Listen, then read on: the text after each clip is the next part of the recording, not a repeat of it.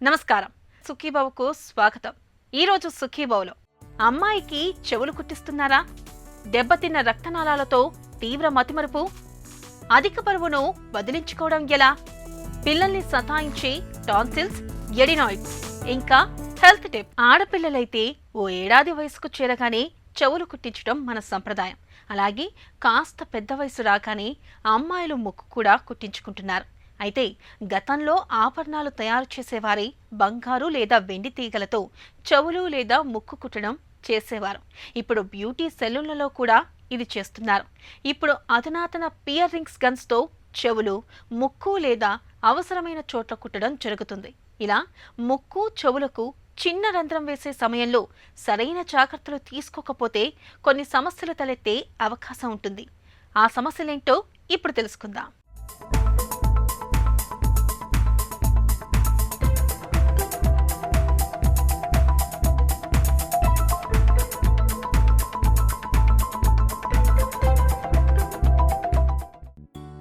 నునులేత చెవులపై పసిడి వర్ణంలో కాంతులీనే కమ్మలు లేదా రింగులు, కోటేరు లాంటి ముక్కు చివర తడుక్కున మెరిసే ముత్యం లాంటి ముక్కెర అమ్మాయి సహజ సిద్ధమైన అందాన్ని మరింత ద్విగుణీకృతం చేస్తాయి. అమ్మాయిలు ముక్కు, చెవులకు ఆభరణాలు ధరించటం అనేది మన సమాజంలో ఒక సంప్రదాయం. పల్లెల్లో అయితే అమ్మాయికి 2-3 ఏళ్లు నిండగానే చాలామంది తల్లిదండ్రులు ముక్కు, చెవులు కుట్టించేస్తుంటారు. అయితే పట్టణాల్లోకి వచ్చేసరికి చిట్టి తల్లికి మరీ చిన్న వయసులో చెవులు కుట్టించటం అంత మంచిది కాదనే ధోరణి కనిపిస్తుంది. అసలు అమ్మాయికి ఏ వయసులో చెవులు కుట్టించటం మంచిది? ఈ విషయం గురించి డాక్టర్ ఏం చెప్తారో ఇప్పుడు విందాం. చెవులు కుట్టించడం మనం ఏ ఏజ్లో చేయించుకోవాలని అడిగితే మనకి కామన్ నాలెడ్జ్ తోటి 1 సంవత్సరం లోపల చేయించుకోవడం చాలామంది మన పెద్దలు చెప్తూ ఉంటారు. అది సైంటిఫిక్గా ఒక రీజన్ ఉంటుంది. వయసు పెరిగే కొంది ఈ పిన్నాలో మనకి కార్టిలేజ్ అనే టిష్యూ ఉంటుంది. చిన్నప్పుడు చాలా డెలికేట్గా మనం ఏం చేసినా మోల్డ్ చేసుకుంటే, అంటే ఏం చేసుకున్నా అవి మన రివర్స్ రియాక్ట్ కాకుండా, ఎందుకంటే కార్టిలేజ్ పూర్తిగా ఫామ్ అయి ఉండదు. సో దానివల్ల మనం చిన్న సంవత్సరం లోపల మన చెవులు కుట్టించుకోగలిగితే మనం పెద్దయ్యే కొంది ఎటువంటి కాంప్లికేషన్స్ కానీ అండ్ సైడ్ ఎఫెక్ట్స్ కానీ లేకుండా చూసుకోవచ్చు. మనం పెరిగే కొంది ఏమవుతుందంటే ఆ కార్టిలేజ్ టిక్ అవుతా ఇంకా ముదురుగా తయారవుతూ ఉంటుంది. సో మనం ఇయర్లో మనం ఆ పియర్స్ చేయించుకున్నా, చెవులు కుట్టించుకున్నా కానీ మొత్తం హోల్ కాకుండా అయినా కానీ రివర్స్ రియాక్ట్ అయ్యి స్కార్ అయ్యే అవకాశాలు, ఇన్ఫెక్ట్ అయ్యే అవకాశాలు చాలా ఉంటాయి. అండ్ పిల్లల్లో మనకి చూసుకోగలిగితే చెవుల వరకు మనకి బ్లడ్ సప్లై కానీ లేదంటే నరాలు కానీ అంత మనకి ఎక్కువగా ఫామ్ అయి ఉండవు పెద్దవాళ్ళతో కంపేర్ చేసుకుంటే. సో నొప్పి కానీ ఇన్ఫెక్షన్స్ వచ్చే అవకాశాలు చాలా తక్కువగా ఉంటాయి. మళ్ళీ జెనెటిక్గా మనం ఇయర్లో కిలాయిడ్స్ అంటే స్కార్ ఫామ్ అయ్యే అవకాశాలు ఉన్నా చిన్న పిల్లల్లో చేయించుకోవడం వల్ల మనకి ఆ కిలాయిడ్స్ వచ్చే అవకాశాలు ఎక్కువగా ఉండకపోవచ్చు. సో మనం సాధ్యమైనంత వరకు పిల్లలకి చెవులు కుట్టించాలనుకుంటే 1 సంవత్సరం లోపల కుట్టించడం వల్ల చాలా సేఫ్ ఉంటాం. మళ్ళీ ఎవరితో కుట్టించాలి, ఎక్కడ కుట్టించాలి, దానికి ఇన్ఫెక్షన్స్ వస్తే ఏం చేయాలి అంటుంటారు. సో ఈ ఇయర్ పియర్సింగ్ యూజువల్లీ మనము ఏదైనా పుణ్యస్థలాలకు వెళ్ళినప్పుడు, లేదంటే గోల్డ్ షాప్కి వెళ్ళినప్పుడు, లేదంటే పార్లర్లో చేయిస్తూ ఉంటారు. అది చాలా వరకు మనం వాడేవి డిస్పోజబుల్స్. మన పుణ్యస్థానాలకు వెళ్ళినప్పుడు మన ఆర్నమెంట్ మనమేచ్చి కుట్టించుకోమంటాం.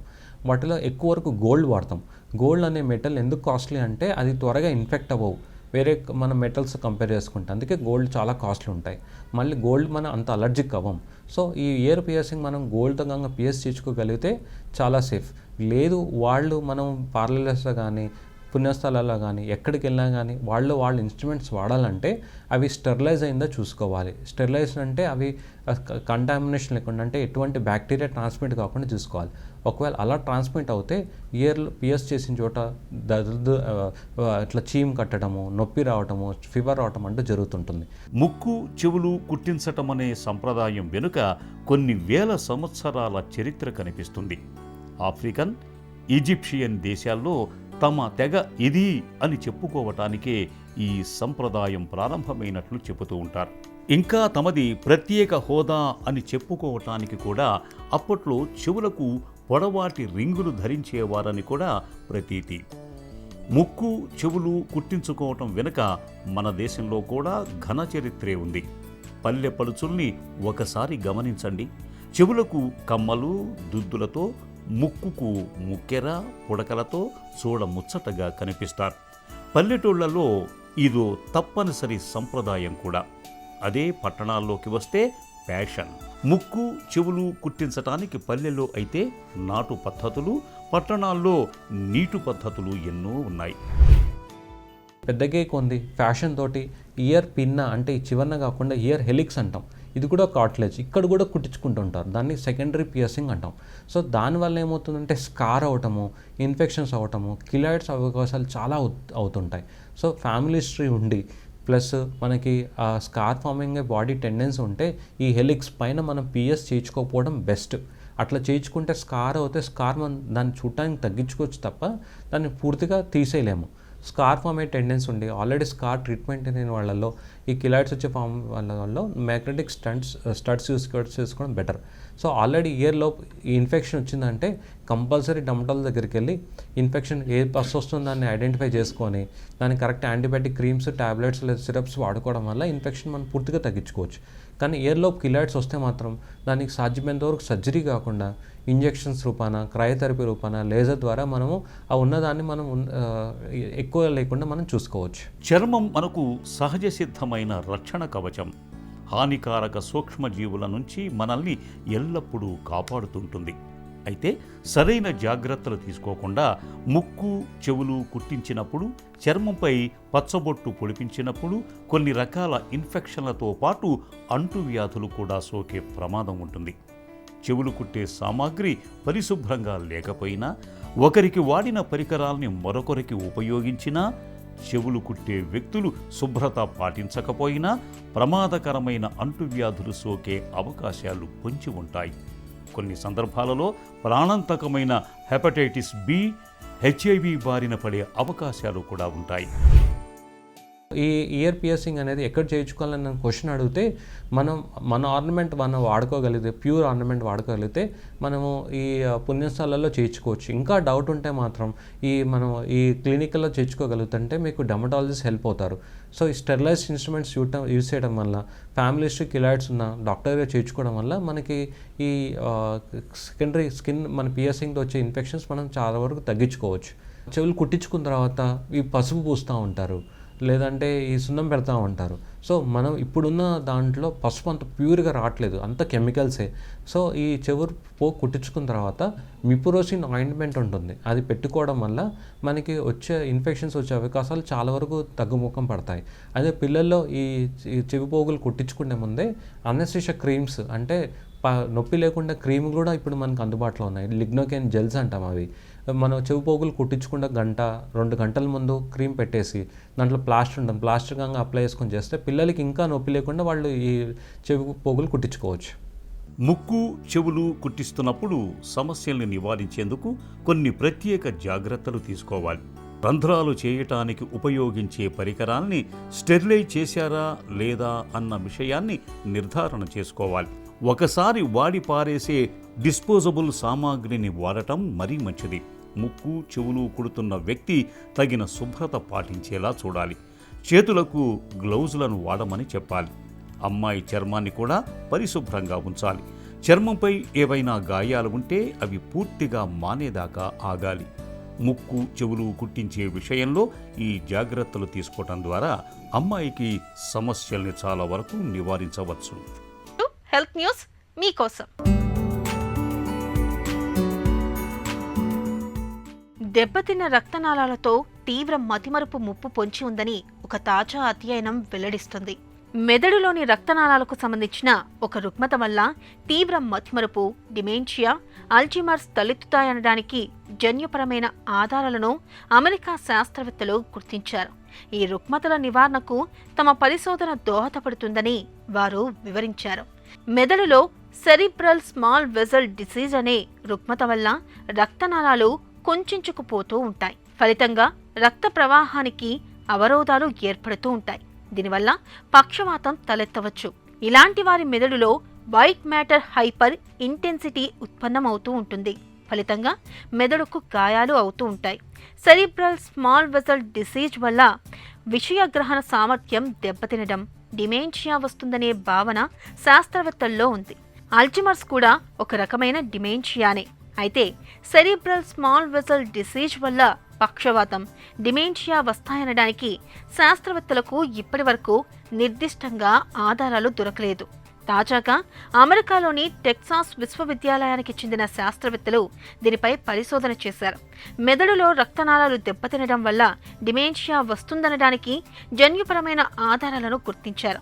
ఇలాంటి వారిలో జ్ఞాపక శక్తి క్షీణించి ఆలోచన శక్తి సన్నగిల్లుతుంది. ఫలితంగా రోజువారీ జీవితంపై ప్రభావం పడుతుందని పరిశోధకులు వివరిస్తున్నారు. అధిక బరువు అనేది నేడు మన ఆరోగ్యానికి గుదిబండలా మారుతుంది.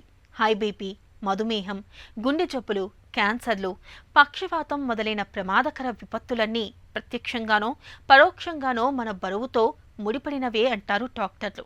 ఒక తీరుతెన్నులేని ఆహారపు అలవాట్లు, బద్ధకపు జీవనశైలి, చాలినంత శారీరక శ్రమ లేకపోవడం, నిరంతర ఒత్తిళ్లు, ఆందోళనలు ఇవన్నీ మన ఒంటి బరువును క్రమంగా పెంచుతూ పోతున్నాయి. గంటల తరబడి సోఫాలకు అతుక్కుపోవడం, రోజంతా టీవీ ముందే కూర్చోవడం, ఎక్కువసేపే కూర్చొని పనిచేయడం వల్ల కూడా శరీర బరువు అదుపు తప్పుతుందని చెబుతారు నిపుణులు. ఇక ఈ నేపథ్యంలో రోజువారీ ఆహార నియమాల్లో కొన్ని ప్రత్యేక జాగ్రత్తల్ని తీసుకోవడం ద్వారా అధిక బరువును ఎలా వదిలించుకోవచ్చో ఇప్పుడు తెలుసుకుందాం. ఎక్కువ బరువు ఉన్నవాళ్ళు తినడం అనేది మానేస్తూ ఉంటారు. బట్ అలా కాకుండా టైమ్లీ మీల్స్ తీసుకుంటూ మనము ప్రాపర్గా మన వర్క్ అండ్ మన ఫిజికల్ హెల్త్ అండ్ మెంటల్ హెల్త్ని కూడా ప్రాపర్గా కంట్రోల్లో పెట్టుకుంటూ అన్ని టైమ్లీ మీల్స్ తీసుకుంటూ కనుక control activity even physical activity చేసుకుంటూ ఉంటే ఎంత ఎక్కువ బరువు ఉన్న వాళ్ళు కూడా బరువుని మనము ఈజీగా తగ్గించుకోవచ్చు. బట్ ఎవరికైతే కొంచెము హార్మోనల్ ఇంబ్యాలెన్స్ కానివ్వండి, thyroid for example thyroid problem or PCOD problem ఉన్న వాళ్ళకి నార్మల్ ఇండివిజువల్ కన్నా కూడా కొంచెం కష్టంగా ఉంటుంది. ఎందుకంటే మన బాడీలో ఉన్న హార్మోన్స్ అనేది ఇంబ్యాలెన్స్డ్గా ఉంటాయి కాబట్టి ఆ హార్మోన్స్ని బ్యాలెన్స్ చేసుకుంటూ ప్రాపర్గా యాక్టివిటీ చేసుకుంటూ కనుక మనము డైట్ ఆర్ ఆహారంలో చేంజెస్ చేసుకుంటే కనుక చాలా బాగా మనం బరువు తగ్గించుకోవచ్చు. మంచి ప్రోటీన్ ఫుడ్స్, పీచు పదార్థం ఉన్నవి, వైటమిన్స్ అండ్ మినరల్స్ కనుక ఇంక్లూడ్ చేసుకుంటే చాలా వరకు ఎక్కువ బరువు ఉన్నవాళ్ళు నార్మల్ వెయిట్కి ఈజీగా రావచ్చు. సో ఎక్కువ బరువు ఉన్నవాళ్ళు నాన్ వెజ్ విషయానికి వస్తే కనుక red meat, organ meats avoid చేసుకుంటూ వైట్ మీట్ ఆర్ లీన్ మీట్ని ఇంక్లూడ్ చేసుకొని ఎక్కువగా అంటే ఓవరాల్గా ఫ్యాట్ కంటెంట్ అంటే పర్ పర్సన్ మనము 1/2 litre to 3/4 litre of oil per month కనుక ఇంక్లూడ్ చేసుకొని 4 to 5 cups of fruits and vegetables include చేసుకుంటూ మంచి ప్రోటీన్ ఫుడ్ అంటే మన బాడీకి ఇప్పుడు మీ వెయిట్ కనుక 50 kgs ఉంది అంటే at least minimum 50 grams to 60-65 gram కనుక ప్రోటీన్ మనం ఇంక్లూడ్ చేసుకుంటే బరువు అనేది చాలా సులభంగా తగ్గించు. ఇంటికి రక్షణగా ఉన్న వాళ్ళు సమర్థంగా పహారా కాస్తున్నంతసేపు పరిస్థితి బాగానే ఉంటుంది. కానీ ఈ గస్తీ కాసే క్రమంలో వాళ్ళే మనల్ని సతాయిస్తూ ఉంటే ఏం చేయాలి? మన గొంతులో ఉండే టాన్సిల్స్, ఎడినాయిడ్స్ పరిస్థితి కూడా ఇంతే. ఇవి మన గొంతులో ఉండే సహజమైన రక్షణ వ్యవస్థలో ఒక భాగం. కానీ బయట నుంచి వచ్చే సూక్ష్మక్రిములతో నిరంతరం సాగుతుండే పోరాటంలో కొన్నిసార్లు ఇవి తీవ్రంగా దెబ్బతిని ఇన్ఫెక్షన్స్ బారిన పడుతూ ఉంటాయి. ఇలాంటప్పుడు టాన్సిల్లు, ఎడినాయిడ్ల వాపు మూలంగా పిల్లలకు గొంతు నొప్పి మొదలుకొని జ్వరం వరకు అనేక బాధలు మొదలవుతూ ఉంటాయి. పిల్లల్ని సతాయించే టాన్సిల్స్, ఎడినాయిడ్స్ గురించిన పూర్తి వివరాల్ని డాక్టర్ని అడిగి ఇప్పుడు తెలుసుకుందాం.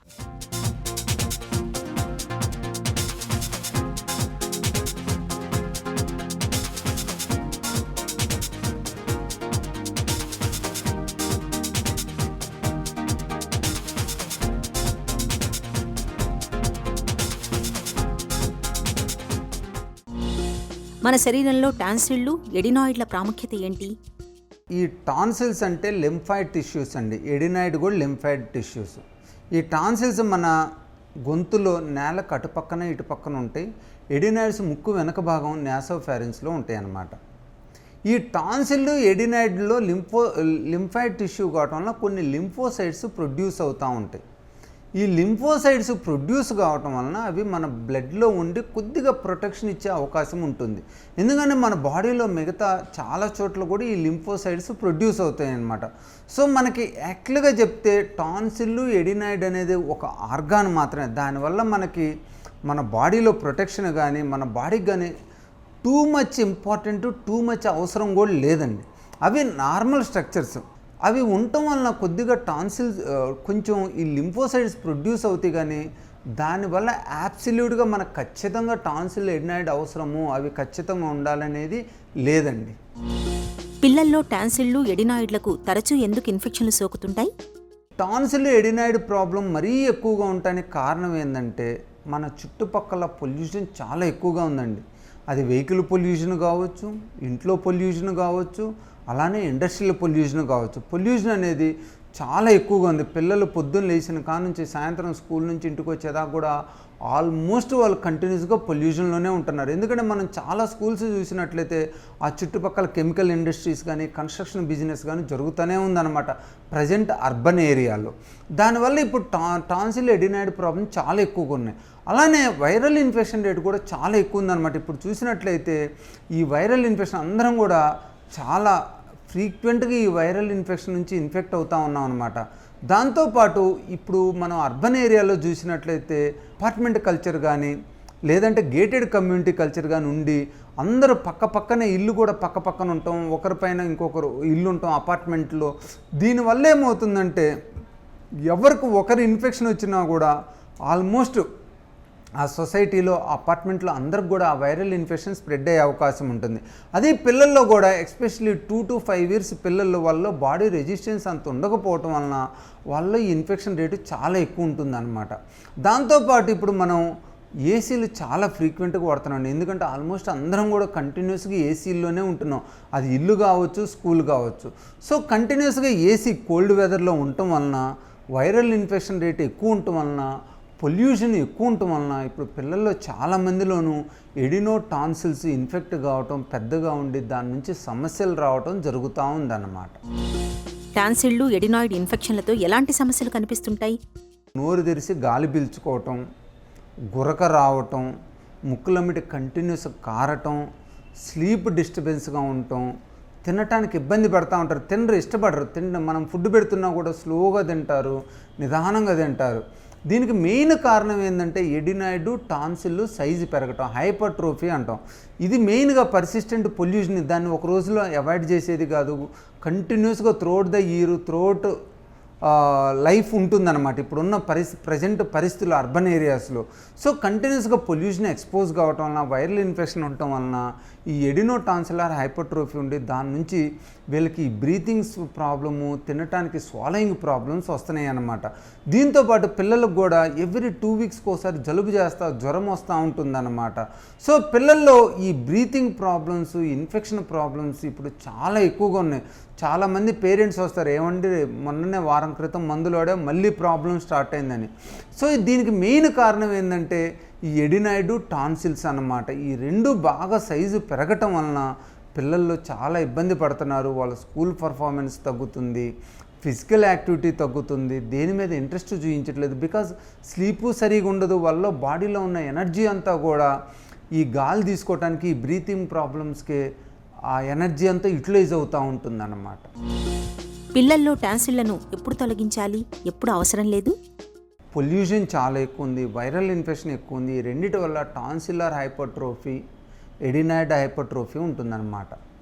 ఇది ఇప్పుడు సర్జరీతో చేయాల్సి వస్తుంది. సర్జరీ చేస్తున్నాం. పిల్లలు చాలా బాగా రికవరీ అవుతున్నారు. ఆపరేషన్ అయిన తర్వాత చాలా హెల్తీగా ఉంటున్నారు. ఎందుకంటే వాళ్ళకి బ్రీతింగ్ ప్రాబ్లం లేకపోవడం వల్ల మంచిగా ఆడుకుంటారు, మంచిగా నిద్రపోతారు. ఆ టాన్సిల్స్ కూడా లేకపోవటం వలన వాళ్ళు మంచిగా ఆహారం కూడా తీసుకోగలుగుతున్నారు. అంటే వాళ్ళకి గొంతులో డిస్కంఫర్ట్ అనేది తగ్గుతుంది. చాలామంది పేరెంట్స్లో డౌట్ ఏంటంటే టాన్సిల్స్ ఎడినాయిడ్ తీసేయటం వల్ల పిల్లల్లో ఏమైనా రెసిస్టెన్స్ తగ్గిద్దా అని. అలాంటిది ఏమీ లేదండి. ఎందుకంటే ఈ టాన్సిల్స్ ఎడినాయిడ్ ఆ లింఫోసైడ్ ప్రొడక్షన్లో చాలా మైనర్ రోల్ ప్లే చేస్తాయి. ఆ టాన్సిల్స్ ఎడినాయిడ్ తీసేయటం వలన మన బాడీలో ప్రొటెక్షన్ తగ్గిద్ది అనే అవకాశమే లేదన్నమాట. ఈ టాన్సిల్ ఎడినాయిడ్ హైపర్ట్రోఫీ ఉండి ప్రాబ్లం అయ్యే పిల్లల్లో మనం అవి తీసేసినట్లయితే వాళ్ళల్లో ఇన్ఫెక్షన్ రేటు తగ్గిపోతుంది, మౌత్ బ్రీతింగ్ తగ్గిపోయిద్ది, స్నోరింగ్ తగ్గిద్ది, స్లీప్ డిస్టర్బెన్స్ తగ్గుతాయి, రికరెంట్ కోల్డ్ అటాక్స్ కూడా తగ్గిపోతాయి అన్నమాట. పిల్లల్లో టాన్సిలైటిస్, ఎడినాయిడ్ ఇన్ఫెక్షన్లకు చికిత్స ఎలా ఉంటుంది?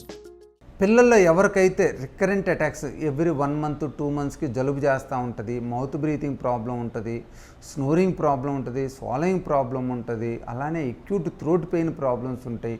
అలాంటి వాళ్ళు మనం సర్జరీ చేసి ఈ ఎడినాయిడ్ టాన్సిల్ తీసేయాలన్నమాట. యూజువల్గా ఎడినాయిడ్ టాన్సిల్ సర్జరీ చేసిన తర్వాత ఒక 10 రోజులు మేము స్కూల్కి వెళ్ళొద్దని చెప్తాం పిల్లల్ని. ఈ 10 రోజుల్లో బేసిక్గా ఏంటంటే టాన్సిలరీ ఏరియా కూడా హీల్ అయిపోయింది. ఆపరేషన్ అయిన తర్వాత కూడా పెద్ద రిస్ట్రిక్షన్స్ ఏముండవు. First 2 days cold liquid diet ఇవ్వమని చెప్తాము, ఆ తర్వాత నార్మల్ డైట్ ఇవ్వమని చెప్తాం, కొంచెం స్పైసీ అవాయిడ్ చేయమని చెప్తాము 10 రోజులు. 10 రోజుల తర్వాత వాళ్ళు ఆల్మోస్ట్ నార్మల్ ఫుడ్ తీసుకోవచ్చు. కానీ చేసిన 1 సంవత్సరం 2 సంవత్సరాల మటుకి చల్లటి జలుబు చేసే వస్తువులను ఇవ్వద్దని చెప్తాం, జలుబు చేసే వాతావరణంలో పంపించొద్దని చెప్తాం అనమాట. ఎందుకంటే ఒక్కొక్కసారి ఆ టిష్యూస్ మీద మళ్ళీ ఎఫెక్ట్ అయ్యి కొద్దిగా ఇబ్బంది పడే అవకాశం ఉంటుంది. ఎక్కువ మందిలో ఈ ఎడినాయిడ్తో పాటు కొంతమందిలో ఇన్ఫీరియర్ టర్బినేట్ హైపోట్రోఫీ కూడా ఉంటుందన్నమాట. సో ప్యూర్లీ ఎలర్జిక్ ప్రాబ్లం ఉన్నారు, వాళ్ళకి సీజనల్ ఎలర్జీ వస్తుంది అంటే వాటిని మనం సర్జరీ చేయాల్సిన అవసరం లేదు.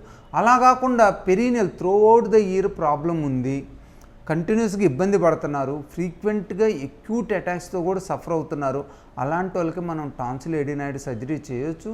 ఇది చాలా సేఫ్ ఆపరేషను, దీనివల్ల పిల్లలకి మంచి జరుగుతుంది, కానీ దీనివల్ల మనకి ఎలాంటి నష్టం లేదు. పిల్లల్ని విధించే టాన్సిల్స్, ఎడినాయిడ్స్ ఇన్ఫెక్షన్లు చాలా వరకు యాంటీబయాటిక్ మందులతో తగ్గిపోతాయి. అయితే ఏడాదిలో 4-5 సార్లకు మించి ఇన్ఫెక్షన్లు సోకుతున్నప్పుడు టాన్సిళ్లను, ఎడినాయిడ్లను సర్జరీ సాయంతో తొలగించడమే మేలు.